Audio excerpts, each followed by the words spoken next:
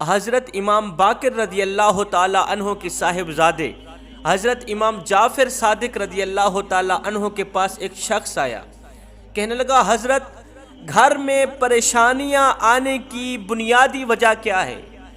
کن وجوہات کی بنا پر گھر میں پریشانیاں آتی ہیں؟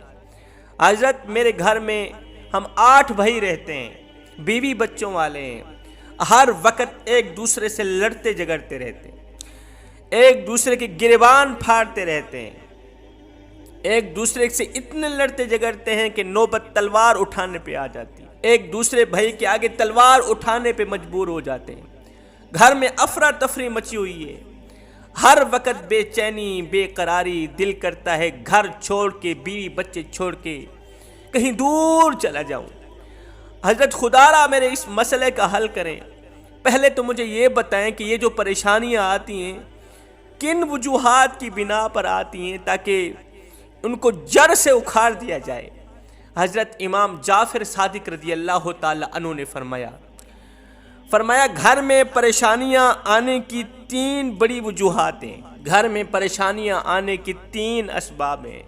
فرمایا نمبر 1، کسی کو پریشانی دے کر خود اللہ سے خوشی مانگنا، کسی کو دکھ دے کر، کسی کو پریشانی دے کر خود اللہ سے خوشیاں مانگنا، خود خوشیوں کی امیدیں لگا بیٹھنا، یہ انسان کی سب سے بڑی بھول ہے کہ انسان اللہ کے بندوں کو پریشان کر کے، دکھوں میں مبتلا کر کے، تکلیفوں میں مبتلا کر کے، ٹینشنوں کی دلدل میں پھنسا کے خود اللہ سے خوشیاں مانگتا ہے۔ یہ انسان کی بھول ہے، اس لیے کہ اللہ تعالیٰ کا ترازو صرف انصاف ہی تولتا ہے کہ جیسا کرو گے ویسا بھرو گے۔ اللہ فرماتا ہے اے میرے بندے، کسی کو پریشانی دے کر میرے دروازے پہ خوشی طلب کرنے نہ آنا، میری چوکھٹ پہ آ کے دعا کر کے مجھ سے خوشی نہ مانگنا، کبھی بھی نہ مانگنا۔ اور ہاں، کسی کو خوش کر کے پھر اپنی پریشانی کی فکر مت کرنا۔ یہ جو تم دوسروں کو پریشانیاں دیتے ہو نا، دوسروں کو دکھ دیتے ہو، درد دیتے ہو، یہ ایک قسم کا قرض ہے کہ بلا یہ جو پریشانیاں ہوتی یہ گھومتی ہوئی پھر پھراتی ہوئی آخر کار اس بندے تک آن ہی پہنچتی ہے، اس گھر تک آن ہی پہنچتی ہیں جہاں سے یہ رخصت ہوئی۔ مالک نے اپنے ایک نوکر کو تھپڑ مارا، اسے غصہ آیا، مالک نے اپنے غلام کو تھپڑ رسید کر دیا۔ غلام کو بھی غصہ تو آیا لیکن وہ کچھ کر نہیں سکتا تھا، مالک کے آگے ہاتھ کیسے اٹھا سکتا تھا؟ نوکر گھر آیا، ملازم گھر آیا، بیوی کھانا بنا رہی تھی، اس نے آتے ہی بیوی کے منہ پر تھپڑ رسید کر دیا۔ بیوی کو غصہ تو آیا لیکن کیا کرتی، شوہر تھا، مار تو نہیں سکتی۔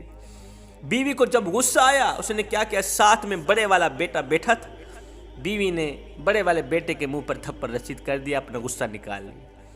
اب بڑے والے بیٹے کو جب تھپڑ لگا غصہ اس سے بھی آیا، اب وہ کیا کرتا، ماں کو مار تو نہیں سکتا تھا۔ اس بڑے والے بیٹے نے کیا کیا، چھوٹے والا بھائی بیٹھا تھا، اس نے اپنا غصہ نکالتے ہوئے چھوٹے بھائی کے منہ پر تھپڑ رسید کر دیا۔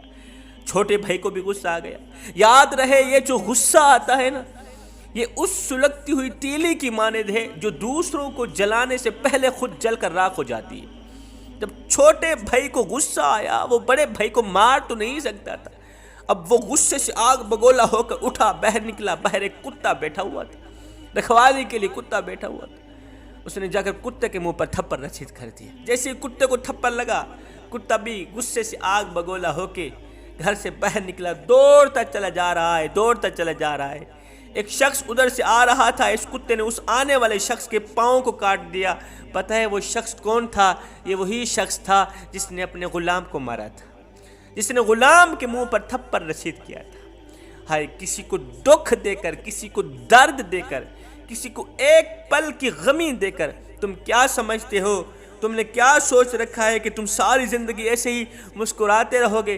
فرمایا نہ بندے نہ، بس وقت کے الٹنے کی دیر ہے، تیری باری بھی دور نہیں، اس لیے کہ زندگی کے کسی نہ کسی موڑ پہ اپنا کی آخرت بھگتنا ہی پڑے گا۔ ایک قصاب تھا، وہ رات کے وقت جانور ذبح کیا کرتا تھا اور دن کے وقت وہی گوشت لا کر بازار میں بیچا کرتا تھا۔ جب وہ جانور ذبح کرتا اس کے کپڑے خون آلودہ ہو جایا کرتے، ایک دن وہ معمول کے مطابق رات کو جانور ذبح کر کے گھر کی طرف جا ہی رہا تھا کہ ایک شخص دوڑتا ہوا، روتا ہوا، چیختا ہوا آیا، اس کے پاؤں پہ لیٹ گیا، پیروں پہ لیٹ گیا، گر گیا، گرنے کی صورت میں پیروں پہ لیٹا، جیسے ہی لیٹا وہیں فوت ہو گیا۔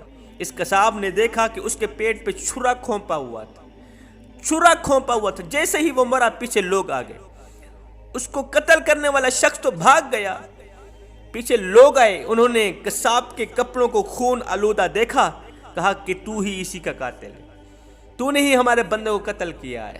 قصاب کو قاضی کی عدالت میں لے گئے کہ یہ ہمارا قاتل ہے۔ قاضی نے فیصلہ سناتے ہوئے، یہ کہتے ہوئے قلم توڑ ڈالی کہ اس کو پھانسی دی جائے۔ اب اس قصاب کو پھانسی کے تختے پر لے جا رہے تھے۔ قصاب جب پھانسی کے تختے پر چڑھا تو آسمان کی طرف دیکھا، مسکرا کر کہنے لگا، مالک تیری لاٹھی بے آواز ہے، تو نے سچ ہی فرمایا تھا، جیسا کرو گے ویسا بھرو گے۔ میں نے یہ قتل تو نہیں کیا، پر جو قتل میں نے کیا تھا وہ مجھے پتا ہے اور تجھے پتا ہے، بس اسی کی سزا مجھے مل رہی ہے۔ جو تختے پر پھانسی پر چڑھانے والا تھا اس نے پوچھ ہی لیا، کیوں رو رہا ہے؟ اب کیے پر ندامت ہو رہی ہے، شرمندگی ہو رہی، کیوں رو رہا ہے؟ کہا یار میں نے یہ قتل نہیں کیا، یہ جو مجھے سزا مل رہی ہے اس قتل کی سزا ہے جو میں نے 20 سال پہلے کیا تھا۔ کہا وہ کس؟ کہا واقعہ کچھ یوں ہے کہ میں 20 سال پہلے ایک بہت بڑے دریا کے اندر کشتی چلایا کرتا تھا۔ ایک دن میں کشتی چلا ہی رہا تھا، کنارے پہ ایک خوبصورت عورت آئی، اس کے ساتھ ایک چھوٹا بچہ تھا، وہ دونوں میری کشتی میں بیٹھ گئے، انہوں نے دریا عبور کرنا تھا، دونوں میری کشتی میں بیٹھ گئے۔ جب میں نے اس عورت کو حسن دیکھا، اس کے حسن پہ فدا ہو بیٹھا، میں قربان ہو بیٹھا، اس کے حسن پہ فدا ہو بیٹھا، اتنا مست ہوا، میرے دل نے چاہا کیوں نہ اسی سے میں گناہ کر لوں۔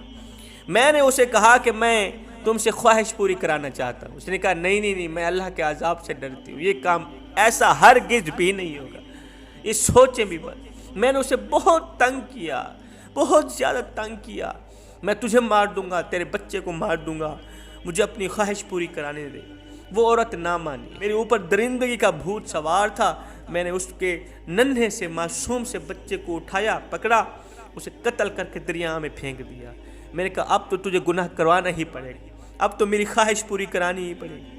وہ عورت روتی رہی، چیختی رہی، چلاتی رہی، فریادیں کرتی رہی، منتیں کرتی رہی، اپنے ہاتھ میرے آگے جوڑتی رہی، میں کسی کی بہن ہوں، کسی کی ماں ہوں، میں کسی کی عزت ہوں، مرنے کے بعد اللہ کو کیا منہ دکھاؤں گی؟ مرنے کے بعد اپنے مرے ہوئے باپ کو کیا منہ دکھاؤں گی کہ میں عزت لٹوا کے آئی کھڑی ہوں؟ مرنے کے بعد شوہر کو کیا منہ دکھاؤں گی کہ میں نے تیری عزت کی حفاظت نہیں کی؟ ہائے میرے اوپر درندگی کا بھوت سوار تھا۔